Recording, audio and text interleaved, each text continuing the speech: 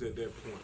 But you only had a certain few, like Artie, the One Woman Party. Okay. You know what I'm saying? Yeah, She was the showed one. love, yeah. She was one of them. Nate Quick. Shout out to Rest in Nate. peace. Yeah, Okay. You Rest know. in peace, Nate Quick. Yeah. And those guys was trying to start this little local thing. It'd be called Rush of the Flush or something like that.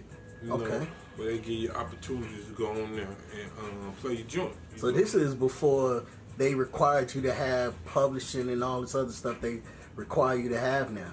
We gotta have published to get something played on the radio. Yeah, they from my knowledge, you have to have your ASCAP or your BMI before they'll play your stuff on the radio. They weren't doing that then. Yeah, that was before then. All you had to do was just make it clean, brother. Make it clean and get it played. Bring us a clean tape. We'll pop it in. You know what I'm saying? But yeah, it was just, you know, that was around them times when Charlotte was trying to, well, I say a few DJs was trying to show some love, show the hometown some love. Back then, you know. Okay. So what happened? How long after that did y'all run into the Rambunctious crew? The Rambunctious. Right after that, man. It was probably it was right after that. Yeah, right after that, well, Shakobi kind of introduced us to him. Yeah. Cause she would come over our house every day. Like she would catch the bus from our house. That's how tight we were. Okay. She'd catch a bus from school to our house. You know, she didn't go home. Yeah, that's so how she fell in love with the music deep, too. Yeah, it was crazy. It was just like once she came over once or twice. She came. It was just like, hey, y'all, we're gonna go ahead. And her parents said, oh, hey, we're gonna shoot them. Just let her catch the bus to over there. You know. But anyway, you know, once we met those guys, what those guys' name? You remember? Wasn't it Sis and Perry on? No. Oh no, you talking about Gus and Rambunctious. Oh, man. Gus and Doc. Gus, Doc, Poppy. Oh yeah, Poppy. Rest in peace, Poppy. Yeah. Rest in peace. How could you forget that, Shawty? Hey, so where y'all mindset at this time? So you just went through a situation. You like, man. Right then, we still trying to make it happen. You know, that didn't mean that wasn't no bump in the road to us. It was just a bump in the road. Yeah. That was it. But we just went ahead and said, we heard y'all. We heard Rambunctious, and Rambunctious was like, them guys, they was nice, man. It was dope. It was a nice look, especially back in those times. That was what we was looking for. It was like they wasn't hardcore rappers per se. You know, they was more like the hip hop, the hip hop of that genre. Okay. At that time, you know what I'm saying? They was kids too in high school. They had the fun, jump around type music, but conscious at the same time. Okay. Yeah, that was first though with them, wasn't it? Conscious. And they really had lyrics. You know, it wasn't like some you'll find today, like the lyrics don't be there. You know what I'm saying? Mm-hmm. They can jump around, but these guys, they really had a knack for hip hop back then, and they showed in their raps. So at this time, are you guys thinking, man, we can actually do something with this music thing rather than just the love of it? Did you have any? Yeah. So by this time, you guys are like, because like I said, we was meeting people, so it was just like people was like, okay, yeah, y'all all right, you know, blah blah boom boom, and that's what made us start trying to venture out and find people like Lady Smooth and Rambunctious, you know what I'm saying? At that time, we was I think we were introducing my nephews and them to music too. They had formed a little group. who is this? what was the name of that group? Non-fiction. It was non-fiction then? Mm-hmm. Yeah, non-fiction. Non-fiction back then. Okay. So tell me where y'all at with the music at this time. What y'all doing in the studio? Y'all at this point in time, to my knowledge, y'all got your own equipment. You really making beats not only in the studio but at home at this time. Am I correct? Yeah, we got when we got the machine, We had the Sonic. keyboard. That's when we had this Sonic. Keyboard, yeah. And we was learning that, getting to know it. We probably had it a few years, and we was, felt like we was good with the beats. Now we needed some more raps. You know what I'm saying? Cause me, I kind of fell off from just trying to write this stuff. You know what I'm saying? Especially when we had Jacoby, so I kind of just fell back with that. And like I say, Rambunctious. We got with Rambunctious. So how that experience go? We did a few joints with those boys, but they was they had like a little manager or something that they were messing with too. So it was kind of like we were just showing them love, I guess, in the sense of, y'all come rap over our beats, come to the studio, y'all rap over our beats, you know what I'm saying? Mm-hmm. And that's basically how that relationship We was paying started. for that too with them. Yeah, I was paying a lot of money if I remember, man. I do remember That's correctly. basically how that relationship started. So, and then we got those guys over at the house in the studio, over there in what's his name, Beechwood. Yeah, Winchester. Winchester back there in the room. Have the typical studio room. Everybody getting blowed, doing beats, working on tracks. Like- Jokers writing raps. All right. You remember, it wouldn't never happen until about after 12 at night. It had to always be after 12. It don't be during the day. I guess because we would always be sleeping.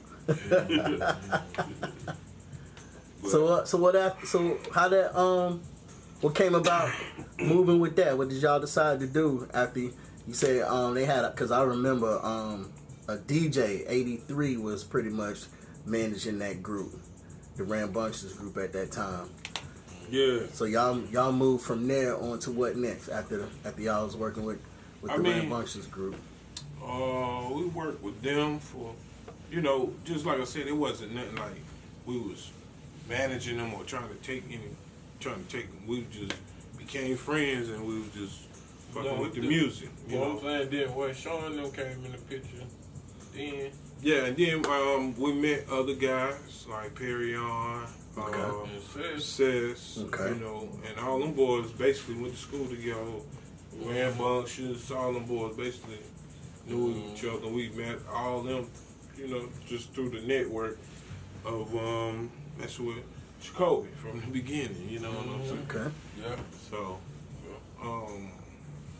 So we hooked up with Cess and Sean, did some kind of the same scenario, got with them, listened to them guys, had great skills in rapping. Cess used to be real, like, vivid,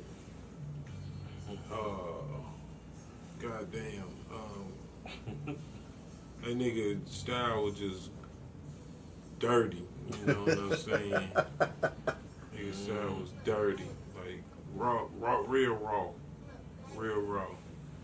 And Sean Perion was just like a damn a walking encyclopedia. I know about that. Walking What? encyclopedia. That dude right there. He had the gift to put words together. Yeah. Speaking of Perion, if I could think back, you guys actually put out a 12-inch record with him. Mm-hmm. Yeah, I remember that. How was that experience there? When you finally got your own record as a DJ, now you spinning your own record, vinyl. Mm-hmm. How did that experience come about? How'd you feel about that? That was sweet though. How that became, cause that's when we had Q.C. FAM. Okay, so I went too far? Yeah. All right, let's back up. Tell me how this Q.C FAM thing come about. We was on the way to it, like with Sean and Sis. Well, you gotta say rambunctious. Rambunctious. And what did Sean and Sis call themselves back then, though? Oh, it's Crooked Souls or something, didn't it? Yeah. But with all those guys right there, that's when we kind of formed the Q.C FAM ENT. Kind of like a Dungeon Family thing. Yeah. Okay. Kind of like a Dungeon Family where everybody, they did raps, they had songs together, but at the same time, all of them could do solo solo stuff. You know what I'm saying? But them guys was good. They was, I believe, in Charlotte, some of the best what they did. And it was about, and by the time we hit 96 or 7, shit, we was deep. Deep. Yeah, we was. We was deep. We had groups on top of groups and doing a lot of moving around. Doing shows and everything. Matter of fact, we started doing our own shows, doing our own little stuff. Okay. All right. I remember back in the day when I was still DJing too. I used to, every time I DJ, I tell them to come to the club to perform their songs. That's how we got into performing, really. Everybody, I was like, man, I DJ at the club. Y'all want to perform in front of somebody? Y'all come out here. And they was too young to get in anyway. We did, just to take you back, when we had the Fanatics, we had this other cat named Dalton. Oh, Dalton Freshman. The sing. Sing like an angel. I heard y'all used to have a well, I don't know if it was your group, but you guys had a big project with a singing group. Want to say New Soul maybe? Oh yeah. Tracy Williams, his brother. What's the brother's name? Two brothers. Yeah. They were related to what was their sister name? Who used to sing? Not Angie. The one used to sing with Missy Elliott? Yeah. Oh man, y'all been around a lot of big names. A lot of big names. But Tracy got a CD, not the gospel CD now. But the New Soul is some guys, the Williams brothers, off Tuck over here. Man, their whole family can really sing though. Like everybody can sing. He had a sister named Valencia. We did a project with her too. You know what I'm saying? Dope. Sing her ass off. Like you would probably say she was like a Mary J or something to that extent. You know what I'm saying? Yeah.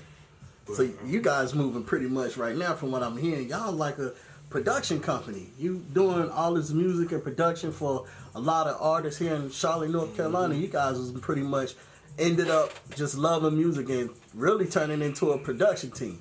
Yeah, basically, yep. Had thousands of beats. Thousands. Thousands of beats. Thousands of songs. We was doing it, but I guess we wasn't getting paid for it, so it didn't seem like it was, you know what I'm saying, a whole bunch of, but now we talking about that, that was a lot, man. Yeah, that was a lot. It's probably good that y'all never really, it's probably good that you did it for the love, because of how much stuff you guys have accomplished. I don't think if somebody didn't have love in the beginning that they would have lasted as long as you guys did. I feel like they might have gotten frustrated and quit and went and did something else. Yeah.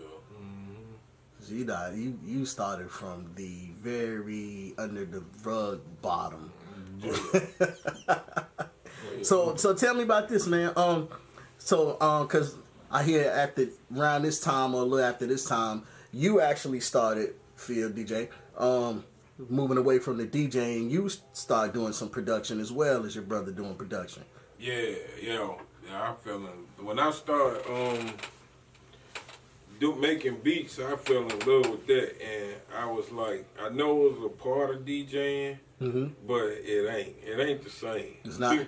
No. So what made you? Because you was going there early, then you just pretty much just went with your brother, him rapping, y'all learning.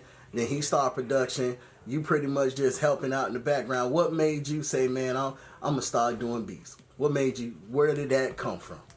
I just like you said earlier. I was always the simple dude.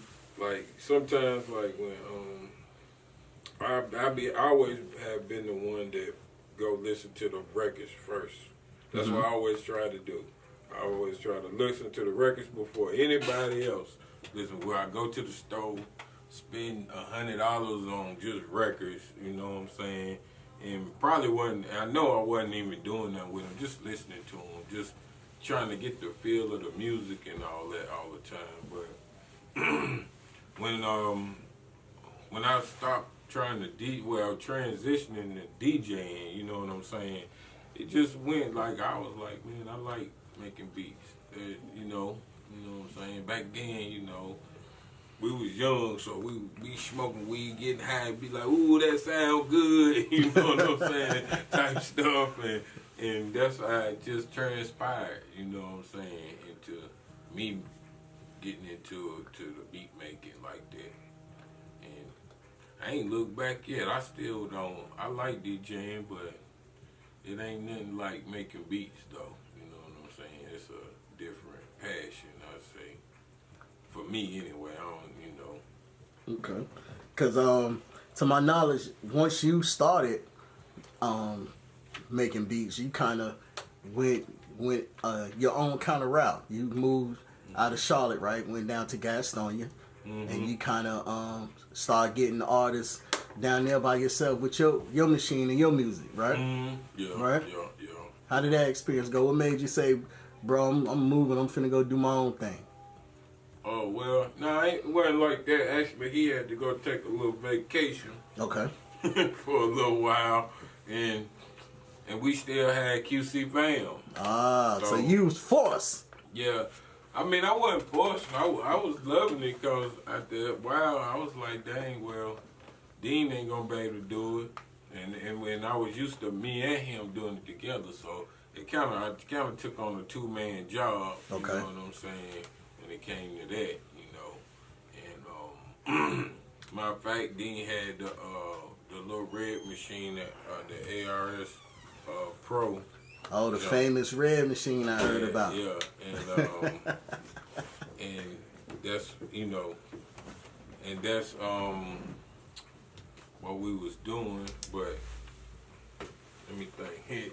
That just messed my mind up right there, right quick. But yeah, when I went to Gastonia, I just met we was all, like I said, we was still doing the Q.C FAM thing, and then plus I met a